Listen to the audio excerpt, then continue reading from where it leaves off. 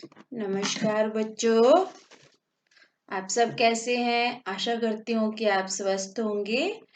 आज हम करेंगे हमारा 5वीं कक्षा का 12वां पाठ महादानी कर्ण।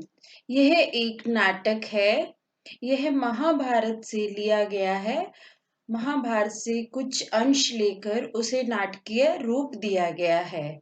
बच्चों, सबसे पहले मैं आपको बताती हूँ कि कर्ण कौन थे। कर्ण सूर्य के पुत्र थे और माता कुंती के पुत्र थे। और ये महादानी क्यों कहलाते हैं? क्योंकि इन्होंने अपने अंतिम समय तक जो भी इनसे बन सका वो दान किया था, इसलिए इसे महादानी कर्ण कहते हैं। यह एक नाटक है बच्चों। इस नाटक के अंदर इंद्र भगवान, वरुण देव और कर्ण के द्वारा यह नाटक किया गया है। तो सबसे पहले मैं आपको नाटकीय रूप को एक कहानी के रूप में बताऊंगी। ठीक है बच्चों। सबसे पहले कि जो इंद्र है वो अपने उपवन में, उपवन मतलब बगीचे में टहल रहे हैं। टहलते टहलते वो क्या सोचते हैं कि क्योंकि महाभारत का युद्ध चल रहा है जिसके अंदर कर्ण जो है वो बुरी तरह से घायल हो गए हैं। तो इंद्र क्या कहते हैं, यह अच्छा अवसर है कर्ण को नीचा दिखाने का। नीचा दिखाना मतलब यह एक मुहावरा है, अपमानित करना। तो इंद्र अपने मन में सोचते हैं कि अभी जो कर्ण है वो युद्ध के अंदर घायल हो गए हैं। अभी उसके पास दान करने को कुछ भी नहीं है। अगर मैं उससे जाके कुछ मांगूंगा तो वो नहीं दे पाएगा, तो उसका जो महादानी कर्ण नाम है वो हमेशा के लिए खत्म हो जाएगा। ठीक है, क्योंकि सभी उसको महादानी, दानवीर कर्ण कहते थे। जो कि वो सब देवता उसकी प्रशंसा करते थे, स्तुति करते थे। स्तुति मतलब होता है प्रशंसा करना। कान पकना मतलब बार बार एक ही बात को सुन के परेशान हो जाना। तो कर्ण, जो इंद्र है वो परेशान हो जाते हैं कर्ण के ये नाम सुन सुन के कि वो महादानी है, दानवीर है। तो बोलता है कि अब मैं जाके उससे कुछ मांगूंगा तो देखता हूँ वो मुझे क्या दान करता है, क्योंकि वो खुद ही युद्ध के मैदान में घायल अवस्था में पड़ा है। तो वह अपने साथ वरुण देव को लेके जाना चाहता है। तो वो बोलता है क्योंकि सूरज और वरुण के अंदर बहुत ज्यादा दुश्मनी रहती है, तो वो बोलता है कि वो अगर मेरे साथ जाएगा तो उसको कोई भी आपत्ति नहीं होगी। आपत्ति मतलब ऑब्जेक्शन नहीं होगा।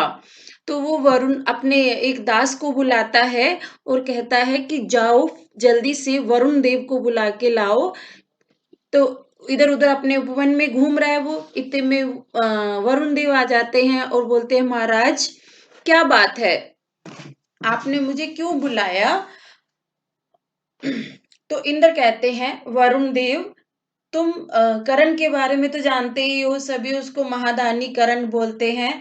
क्यों ना आज हम उसकी परीक्षा लें और हम उसके पास चलते हैं। तो इस तरह से वह दोनों जाने का निश्चय करते हैं।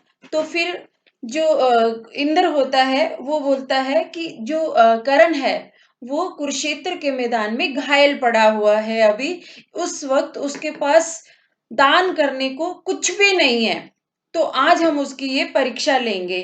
तो वरुण देव बोलते हैं कि क्यों, हाँ हाँ क्यों नहीं, हम चलेंगे, जरूर जाएंगे। लेकिन उसके पहले जो कवच और कुंडल थे, उसके जब वो जन्म हुआ था उसका, तो उसके कानों में कुंडल थे और एक छाती के ऊपर कवच था जिससे कि तीर आर पार नहीं जाता। वो भी उसने भगवान श्री कृष्ण को दान में दे दिए थे। तो बोलते हैं वरुण देव बोलते हैं कि अब तो उसके पास कुछ भी नहीं है, आज हम उसकी अच्छे से परीक्षा लेंगे। तो बोलते हैं हम लोग क्या करेंगे, छद्म वेश में चलेंगे। छद्म किसे कहते हैं बच्चों? छद्म मतलब बदला हुआ वेश, भिखारी का वेश धारण करके हम उसके पास जाएंगे।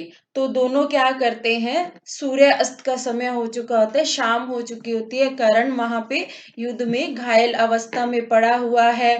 ठीक है, तो वो दोनों क्या करते हैं, तब वहां पे एक भिखारी का रूप धारण करके उसके पास जाते हैं और उससे दान मांगते हैं कि महाराज कर्ण को बोलते हैं कि कर्ण तुम वीर हो, योद्धा हो, तुम्हारी जय हो, तुम यशस्वी हो। तो वो कर्ण उनको प्रणाम करता है। तो बोलते हैं कि हम इधर उधर भटक रहे हैं, हम दोनों क्या हैं, निर्धन हैं। तो हमें सुबह से कुछ भी युद्ध के दौरान क्या होता है कि पूरा जो गांव होता है जहाँ पे युद्ध होता है वो सब बंद हो जाता है। तो वो दोनों भिखारी रूप में बोलते हैं कि हमें सुबह से कुछ भी नहीं मिला है, तो इसलिए हम तुम्हारे पास आए हैं। तो हमने तुम्हारी बहुत सी मतलब कहानियां सुनी है कि तुम दानवीर हो, महादानी हो, तो हमें भी कुछ दान दीजिए। तो उस टाइम करण क्या कहता है कि मेरी तो अवस्था आप देख रहे हो, अवस्था मतलब स्थिति, वो कंडीशन बोलता है कि तुम मेरी कंडीशन देख रहे हो कि मैं इस समय घायल अवस्था में पड़ा हूं, मैं तुम्हें क्या दे सकता हूँ। ठीक है। तो वो बोलता है, इंद्र कहता है तो इसका मतलब हम ये मान ले कि तुम महादानी नहीं हो, जो तुम्हारे बारे में हमने इतना सुना है, क्या वो गलत है। तो कर्ण बोलता है ठीक है, कोई बात नहीं, ये पास में जो एक पत्थर पड़ा है वो मुझे उठाकर दे दो। तो वरुण बोलते हैं कि तुम क्या हमें पत्थर दान में दोगे। तो वो बोलता है आप एक बार दो तो सही। तो इंद्र भगवान कहते हैं हम किसी अपवित्र चीज को हाथ नहीं लगाते। अपवित्र बच्चों क्या होता है, जिसे हम गंदी वस्तु मानते हैं। ठीक है। जिसे इंग्लिश में मान लीजिए हम कहते हैं ना अनहोली। ओके। तो उस पे मिट्टी कुछ, क्योंकि वो युद्ध भूमि है तो थोड़ा बहुत पत्थर पे खून लगा होता है। तो बोलते हैं ये तो अपवित्र चीज है, इसे हम हाथ नहीं लगाएंगे।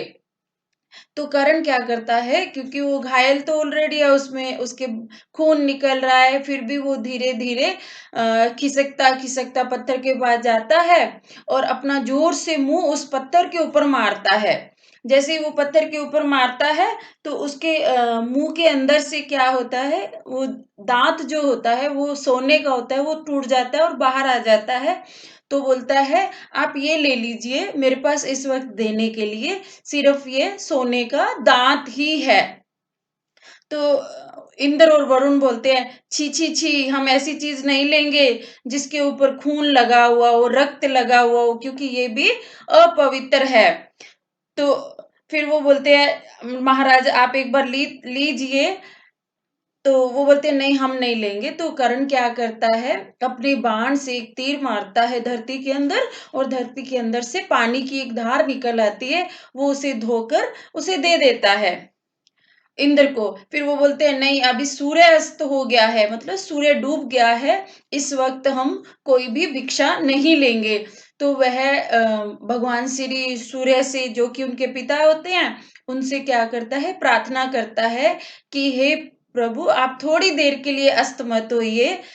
ठीक है, आप अस्त हो गए तो ये दान नहीं लेंगे और मैं हमेशा हमेशा के लिए असत्य हो जाऊंगा, क्योंकि मैं महादानी नाम से प्रसिद्ध हूँ। तो सूर्य भगवान बादलों की ओर से वापस निकल आते हैं। तब वो कहते हैं कि देखो सूर्यास्त नहीं हुआ है, आप लोग ये मेरा सोने का दांत ले लो, इसको बेच के आपको जो चाहिए वो ले लीजिए। ठीक है। और अपने मेरे वचन की भी मैं रक्षा कर सकता हूँ। तो इंद्र भगवान देखते हैं, वो खुश हो जाते हैं, फिर वो बोलते हैं कि धन्य हो करण, तुम तो वास्तव में ही महादानी हो।